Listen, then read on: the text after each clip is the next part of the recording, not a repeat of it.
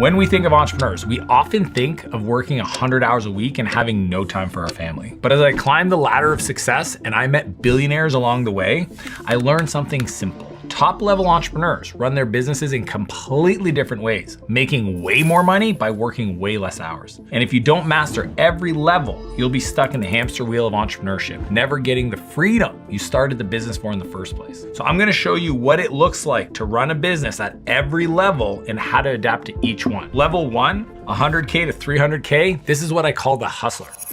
So at this level, you sell your time. Your goal is to prove to other people that you can deliver value. It's the proof, not the polish. So there's two signs that you're stuck at this level. The first one is you're doing everything. Everybody wishes it wasn't that way, but guess what? That's where we all start. We have to do everything. The other thing is we're selling our time, meaning that when people buy from us, we're the ones that are doing the work. That's why we call it the hustler. Here's a very clear framework to help you level up to the next stage. I call it the scaling credo. The whole point is to focus, which stands for follow one course until successful, which means we have to pick one target customer, sometimes called an ICP, an ideal customer profile. Pick one customer that has the pain that your product can solve. The second is one product. Don't sell 14 offers, sell one offer. The third is one conversion tool, one way of selling. Most of the time at this level, it's you getting on a phone and talking to the buyer and communicating the value that your product solves and getting good at communication, getting good at sales. That is a meta skill you're gonna take to the next levels. The fourth is one channel. One way to get awareness, one way to create marketing and just stick with it. The fifth part of the scaling credo is to do all those four for 1 year. I dare you to focus for 1 year on 4 things and just hit it back to back to back. And every time you think, oh, I could do more, stop yourself. If you do that, you'll get to $1 million in revenue. So I wanna share some hacks that I only teach in my elite coaching. These are the 5 daily non-negotiables that I use every day that's really added the most value to my life. I wanna give you 3 that if you do, will change everything. One is you post 3 posts every day where you're talking to your camera as stories. It's gonna teach you to get better at communicating. The second habit is 5 daily outreaches, 5 times a day, where you either message somebody that follows you, you message somebody new, you message somebody as a mentor. But if you do 5 outreaches every day, that's gonna build your relationships. And the more hands you shake, the more money you're gonna make. The last one is 1 offer made every day. Force yourself to do enough reps to get to a point where you're making an offer for your service every day. If you can get 1 per day over 10 days, you'll probably get 1 sale. That's 3 sales a month. That'll get you into the flow to go from 100K to 300K, no problem. A few years ago, I was coaching this freelancer and I remember he was stuck at 100K, 150K and he wanted to grow. And I said, well, what are you selling? He showed me 14 different offers and nobody was buying quickly. All we did was go through and say, hey, what are you great at? What do you love to do? And what do you think the market wants? And then we cut all of them except for one. He found out that the one thing he loved to do is build websites for local gyms. In 30 days, he sold 10. The money and the confidence followed. That is how we solve things at this level. We do less, we focus on few, and we try to build that revenue up. Most people will stop doing this because they don't want to repeat what works, even if it's boring. So now that you know how to handle the boring stuff, it's time to level up. Level 2, 300K to $1 million, the specialist. At this level, you're essentially getting full of work. The marketing's working, the demand's coming in, but the calendar is busy. The challenge is that you're now the bottleneck. It's kind of like if you opened up a restaurant, you just couldn't do everything yourself. You can't take orders, you can't cook, you can't serve at the same time. So then you think about it, it's like, okay, I gotta buy back some time. So you hire a line cook and a server first so that you can get more time in your calendar so that not only can you be in the business, you can start working on the business. If you learn how not to be the bottleneck, you can get to $1 million a year. I remember one time I was chatting with this woman, Sarah, in my DMs on Instagram, and she had a design shop and she was feeling overwhelmed. She was answering all of her emails, staying up till midnight. She's freaking out saying, Dan, I need some help. So what I suggested, and I teach this in my book, Buy Back Your Time, is hire somebody to help with the administrative assistant work. Essentially in 30 days of her working through her EA, she ended up getting back 20 hours a week. Revenue went up. Why? She had time to do marketing and sales again. So if you wanna level up just like Sarah, here's the exact frameworks you need to get your time back. The first one is called the buyback loop.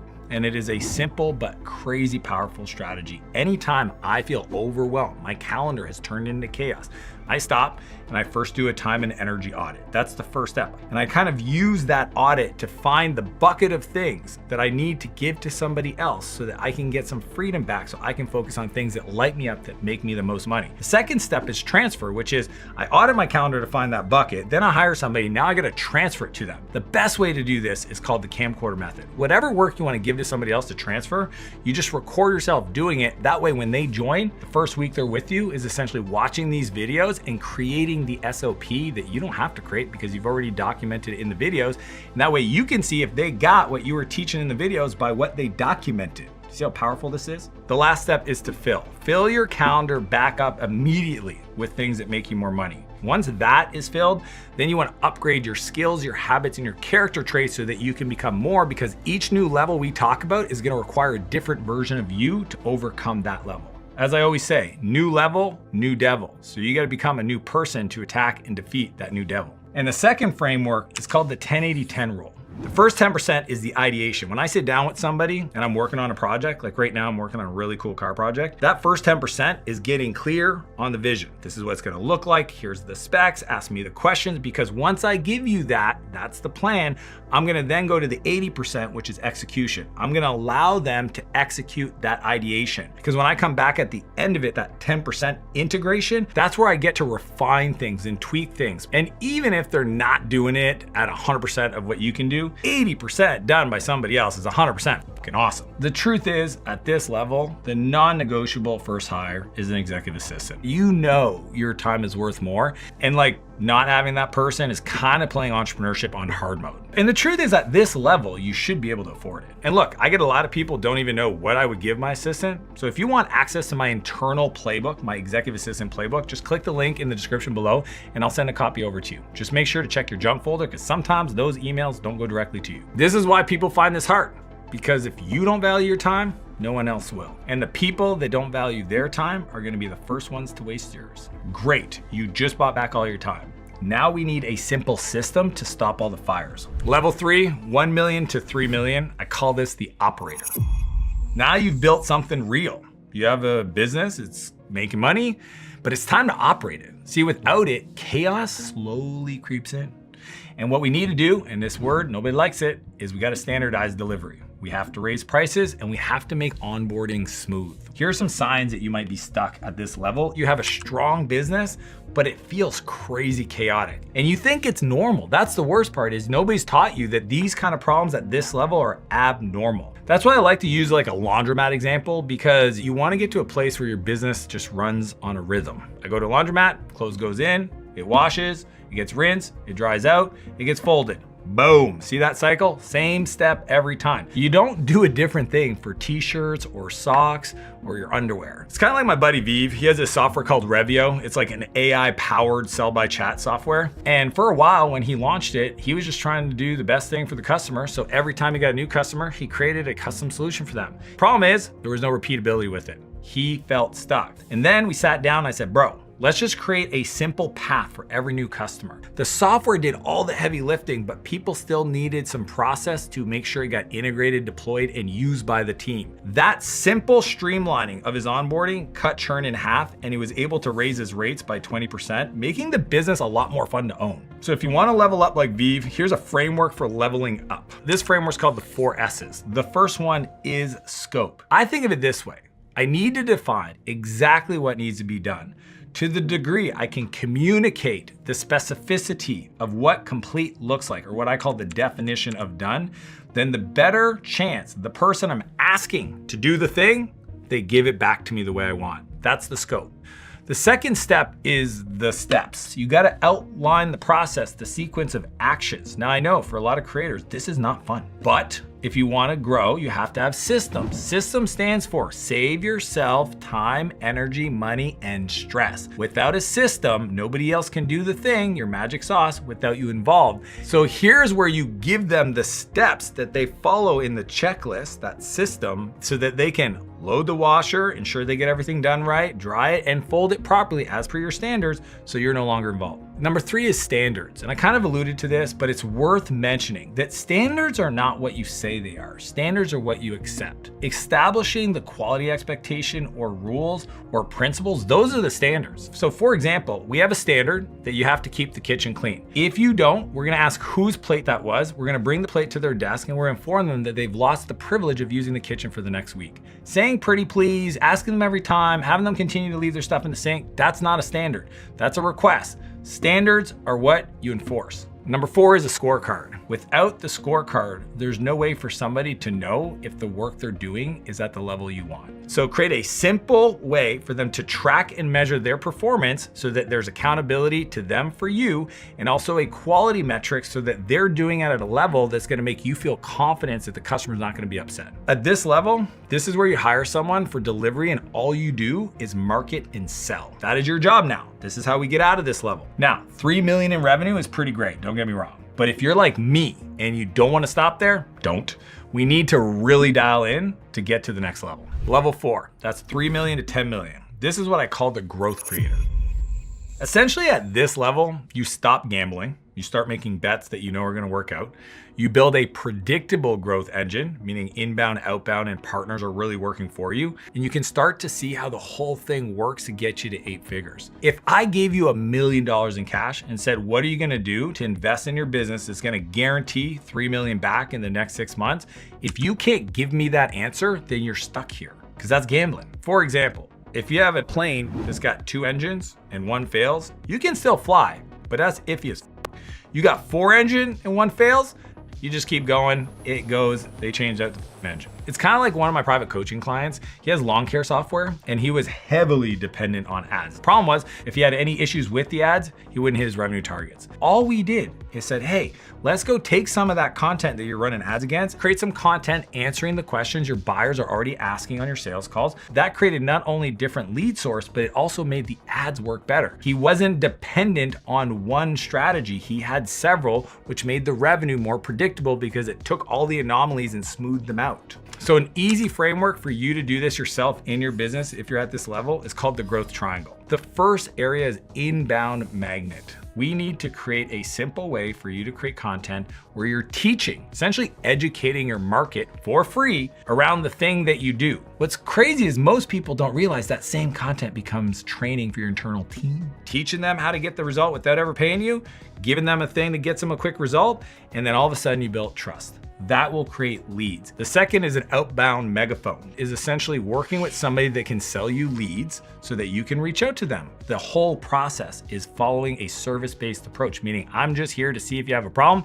If you do, reply and I see if I can be helpful. The third is a partner program, finding people that have access to the audience of potential customers that are perfect for you and having them share you with them. And then what happens is you just pay them a fee for every new customer that comes from their referral. It could allow you to go from 3 to 10 million in months. At this level, this is where you hire a head of demand generation. Essentially somebody that comes in is responsible for all the campaigns and the traffic to your website. You still might be the face of the company, but they're making sure that that traffic and those conversions keep happening day over day for the consistency. They're accountable for generating leads that becomes customers. All your focus at this stage is on sales and leadership. Here's why. To go from 3 to 10, it's not doing anything different. It's just doing a lot more of what's working and scaling that to 8 figures. But the mindset has to be right. And that's where I always say, hope isn't a growth strategy. Systems are. Change your hope to expect. When I think of growth, it just exposes all the cracks. It's like the pressure in a foundation. If the foundation breaks, you break. So let's move beyond 10 million. Level 5, 10 to 30 million. I call this the CEO. At this level, the business can no longer be you. It can't even work through you. At this level, you have to install leaders to work through them to get outcomes. That's why we have to install weekly and quarterly rhythms. At this stage, you become the real chief executive officer, not a chief firefighter. If I'm building a building, my job is to be the architect. I'm not pouring concrete. The foreman doesn't drill screws. They set the plan with you and inspect what you expect. These are some of the signs that you're still doing things at this level that's gonna keep you stuck from moving forward. First off, you still approve every decision. The other thing is, and this is the worst for entrepreneurs, is that the bigger it's getting, the slower you feel you're moving. It's so funny because I was working with a CEO the other day and he told me he approves every expense. I said, hey, first off, do you have a financial leader? Well, of course. How about you let them lead? How about you ask them to work with each department to create a budget, a structure for them spending money, making decisions so that you feel comfortable with that framework, then you can empower them. And all of a sudden, revenue grew by 40% in 9 months and he took his first real vacation with his family. I call this the decision ladder. The first one is 50 to fix it. Everybody on any of my teams have permission to spend $50 to solve any problem they see. That $50 can be spent. I'll always pay them back. They just gotta expense it. All I ask is that they tell their leader. That way there's somebody in the loop that knows there was a problem, and it actually is a feedback loop for the leader to go fix that problem. Managers can spend up to $500. Directors up to $5,000. Executive C-level people up to $50,000 without needing my approval. You can pick your budgets. That strategy is going to empower your leaders and you're gonna start to learn how to work through them. If you wanna level this up, there's a second part to this. It's called leadership rhythms. Most businesses don't have a rhythm for meetings. When it comes to leadership rhythms, these are the meetings. 1, a daily 15-minute stand-up. Simple format. What are the 3 things you did yesterday? What are the 3 things you're committing to do today? Are you stuck? The leader then spends the rest of the day getting his team unstuck. Every week, I call it a weekly sync, a 60-minute meeting per team and for the company with the leaders, where you review their scorecard, their key projects, and then any issues that might have come up that you need to solve. Monthly financial review, quarterly planning, sitting down once a quarter, not every week, to change strategy. Too often CEOs aren't CEOing and they're just always coming in and creating new priorities for their team. They can't even give them at least 90 days to just work and get the thing done. And last, the yearly offsite. At the end of the year, to sit back and review the whole year, talk about the 10-year vision, the 5-year vision, the 3-year goals, and break that down into 1-year plan with your team and do some really fun exercises. It's one of those things that I can't imagine not doing to try to grow your business. And you're definitely gonna be stuck way below 30 million if you're not doing that. The key thing is to get out of this level, you have to work through the people. If every road leads to you, you're the traffic jam. So now that we've got leaders in place, we're gonna make this a real company, not just a lifestyle business. So let's expand beyond 30 million. Level 6, 30 to 50 million. I call this the professional. At this stage, you're no longer just running a business, you're running a real company with professional standards, the right people in the right seats, structured pay, performance systems, and cash discipline that keeps you safe in storms. So some of the signs that you haven't done the right things that gets you out of this level is you don't have pros in the seats. You say, I got leaders. Are they the best? Here's my question. Do they make your life easier? Do they teach you things? Did they come with playbooks? And the other part is every decision is data informed. It's backed by numbers. If you're still shooting from the hip, making gut decisions, there's no way you're gonna be able to go from 30 to 50 million. For example, Martell Ventures, which is a relatively new company, but we're already on pace to create $1 billion in the next 32 months. We had a head of finance, but they weren't as strong as they needed to be. And we found that out really quick. We swapped them out for a new head of finance, somebody that had experience managing multiple companies and creating portfolio strategies. That person came in and immediately found opportunities, things we were spending money on that we shouldn't, systems and processes that were broken. That one hire paid for themselves 5 times in the first 3 months. That's the caliber of hiring you need to really move on to the next level. So the framework to level up are called the 3 Ps, okay? And you need all 3 to become the professional. The first P is the people. We hire leaders, we develop leaders, we retain leaders. That is how you level up. Those people have to own the outcomes. You can't tell them what to do. Steve Jobs said this a long time ago. He says it's easy to hire people and tell them what to do. It's really hard to hire other people and have them tell you what to do. When I hire one of these people, their test project to even getting on the team is to tell me what they're gonna do in the first 90 days. Number 2 is playbooks. We need to document and create repeatable systems to scale the business. But here's the kicker. If you're growing 30, 40, 50% per year, I want you to know that your playbooks will break every 6 months. The people you bring in need to be able to design those playbooks, come with the appropriate playbooks for that new level of operation. You need to create repeatability, not heroics. The third P is profits. It's not about just tracking revenue. You have to track your margins. You have to look at your cost to acquire a customer, the lifetime value of your customer, essentially the CAC to LTV ratio. And on that, sell things that have high gross margin. And if you want to learn what these terms mean, just search Dan Martell and like how to grow your business without adding any new customers, where I do a deep dive into the metrics. If you don't have a system for negotiating things or doing performance reviews, then you just aren't operating at this level. All these have to be in place for you to scale to 30 million and beyond. My favorite part about this is that when you implement these, everyone gets a scorecard, and clarity kills drama. So one of the philosophies I like to think about is that like what I tolerate will grow. So if I tolerate people doing scorecards, the business grows. If I tolerate people giving me excuses, the excuses grows. So raise your standard and stop tolerating shit that's not gonna allow you to grow your business. So now that you've got the people, the playbooks, and the profit in place, it's time to level up again. Level 7, 50 to 100 million. I call this the architect.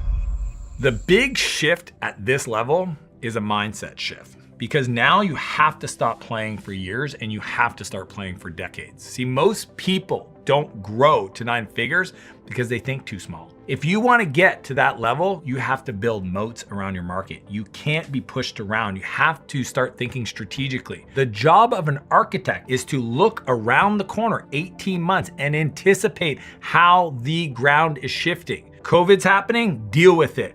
Government changes, deal with it. So some of the signs that you're stuck at this stage is that all your conversations were short term. I want to talk about next year. I want to talk about sequencing, because sequence equals success. And you need to build these moats around your business to separate and make it hard for your competitors to attack you. You know, I remember almost a decade ago, I had the privilege of being invited to spend a week with Richard Branson, and I just wanted to study, how does the billionaire that every other billionaire in the world wants to be like operate? And I asked him the question, when it comes to business, what's the most important thing? And he said, it all comes down to brand. I'll be honest with you, I didn't get it. I was like not operating at that level of consciousness when he said that, and I kind of dismissed it. 3 years ago, I revisited his answer because it occurred to me that everything I wanted to accomplish would happen on the other side of brand, reach, and reputation. How many people know me? What do they think of me? I want to give you a framework to give you 3 key moats that's going to help you crack that 9 figures in revenue. The first one, I mentioned it, but I want to go deeper, is the brand. See, a brand is not a logo. Brand is trusted reputation that makes your customers choose you by default. The way to create a brand is through associations.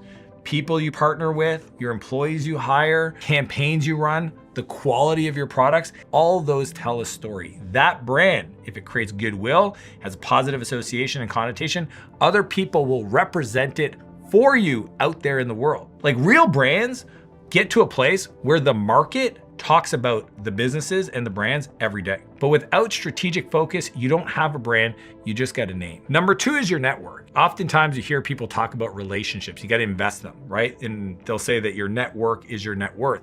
Only if you use it. I know a lot of people, they know a lot of people, and they never leverage their network. They never ask them for anything. They just happen to be in a role in a company where they just talk to a lot of people, and they take it for granted that those people are potential partners in the future, co-founders, team members, investors. I don't know, but for you to just sit back and not invest in it is a huge missed moat creation opportunity. Number 3 is data. This is the information advantage. In that category, I think of like simple stuff like Amazon recommendations or Google search data or OpenAI. It built all of that technology on top of information. Every business today is sitting on a body of knowledge that if they learn how to clean up, process, and feed it into their information system would be a massive moat to compete against their competitors. Because remember, moats beat moves every single time. Now that you've built the moat, it's time to level up one last time. That brings us to level 8, 100 million plus, the empire builder. At this stage, you move from being just a CEO or the architect to a capital allocator, and specifically a talent magnet. Now you realize that you can accomplish anything with the right people, capital, and vision. That's what allows you to grow to 100 million plus. The empire builder understands that it's more than about them, it's about the people they get to make rich along the way.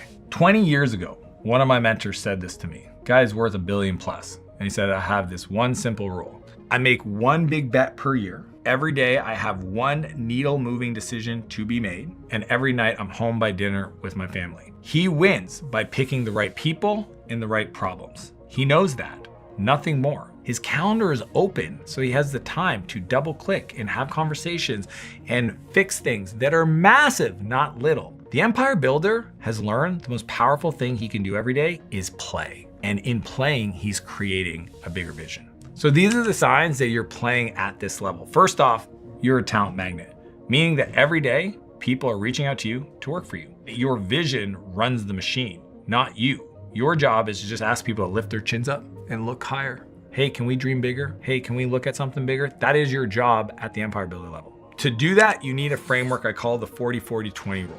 This stage, the most precious resource is where you spend your attention. The first one is 40% of your time on people. I'm talking about the key hires that aren't on your team yet to then get you ready for the new level of growth, the recruiting that's going to support that, you reaching out to people, building relationships, asking your team if they need mentorship, going and recruiting those mentors for your team, retaining A players. The second one is 40% of capital. You're not just operating a business within budgets, you're allocating large amounts of capital, ideally aligned with things you know how to do better than most, so that that compounds and grows within your zone of genius. You can't look at $100,000 or $1 million bet anymore. You have to look at the percentage of risk allocated to the size of your goal. And the final one is 20% vision. That's where you get world class at painting the picture of the future. The stories that align with investors, with your leaders, with your customers, with your employees. I think creating the future at this level is easy if you understand these three things. One, you want to have 100% clarity. You want to see it in your mind completely done. You want to hold the belief, literally bringing that level of confidence to every conversation. And the third is you want to hold that 100% of the time. 100% clarity, 100% belief, 100% of the time. If you do that, you will create that vision. And if you've gotten to this level, it means you've built the machine that builds the machine. Most people live the same year over 50 times. They don't grow. Each level is designed with the strategy to help you break through so that you continue to evolve. You might be in one level for 5 years, but know you can get through the next level in 6 months if you focus. So don't worry about being overwhelmed. Just realize that you just got to take a step, what I call a MINS, your most important next step. So based on everything I just shared, leave a comment below and write what you needed to hear the most. What is the one thing that you're like, this is what I'm committing to? You leave that comment below. That gets you in motion. People that default to action are the ones that win in life. Again, if you feel like you're overwhelmed right now, you probably need to get an executive assistant. So click the link below to download my internal playbook for how to